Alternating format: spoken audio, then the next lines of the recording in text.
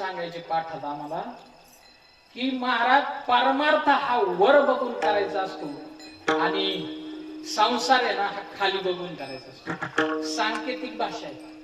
काय सांकेतिक भाषा कशी की परमार्थामध्ये ज्यांनी ते उच्च पद प्राप्त केले, त्या परमात्म्याला मिळवले, ज्यांनी ते जीवनाचं सार्थक केले, त्यांच्याकडे बघून जीवन जगायचं परमार्थात.